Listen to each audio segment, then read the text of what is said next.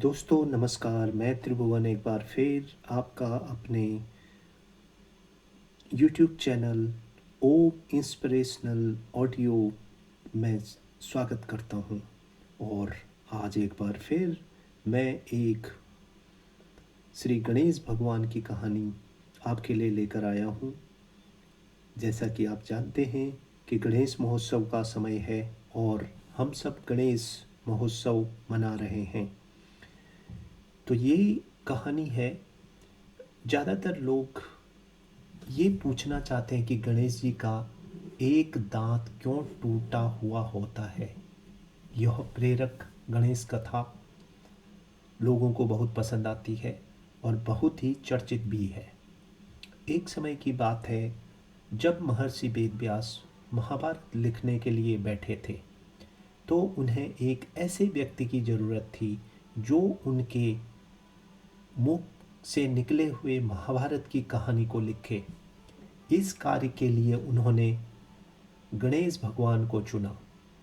गणेश भगवान भी इस बात के लिए मान गए और उनकी एक शर्त थी कि पूरा महाभारत लिखने तक एक पल के लिए भी बिना रुके ये कार्य पूरा करना होगा। गणेश जी बोले, अगर आप एक बार भी रुकेंगे तो मैं लिखना बंद कर दूंगा। तो वो तो ऋषि थे, इतने बड़े ऋषि थे, तो उन्होंने ये शर्त स्वीकार कर ली। महर्षि वेद व्यास ने गणेश जी की शर्त को मान लिया, लेकिन वेद व्यास ने गणेश जी के सामने भी एक शर्त रखा और कहा, गणेश आप जो भी लिखेंगे समझ कर ही लिखोगे। गणेश जी भी उनकी शर्त मान गए। दोनों महाभारत के महाकाव्य को लिखने के लिए बैठ गए। वेद व्यास जी महाकाव्य को अपने मुंह से बोलने लगे और गणेश बड़ी तत्परता से सुनते हुए समझ कर जल्दी जल्दी लिखने लगे।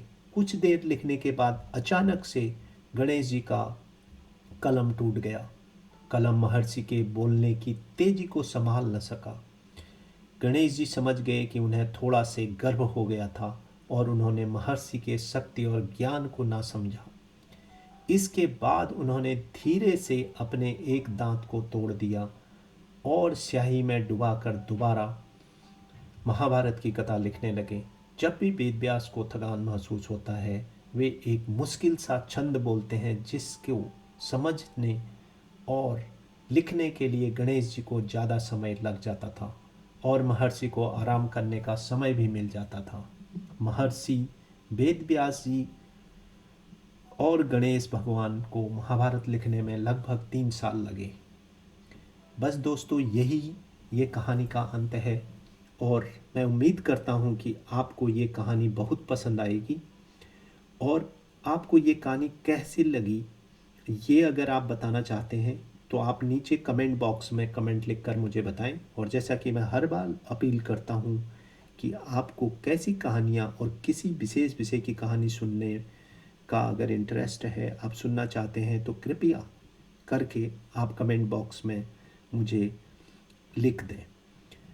और बस अंत में एक और अपील मैं यही करना चाहूँगा कि अभी तक अगर आपने मेरा ये चैनल को ओम इंस्पिरेशनल ऑडियो को सब्सक्राइब नहीं करा है, कृपया नीचे दिए हुए लाल बटन को दबाकर इसे सब्सक्राइब करें और साथ ही में नोटिफिकेशन को भी सेट कर लें।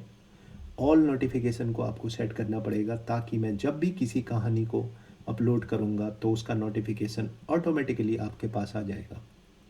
धन्यवाद।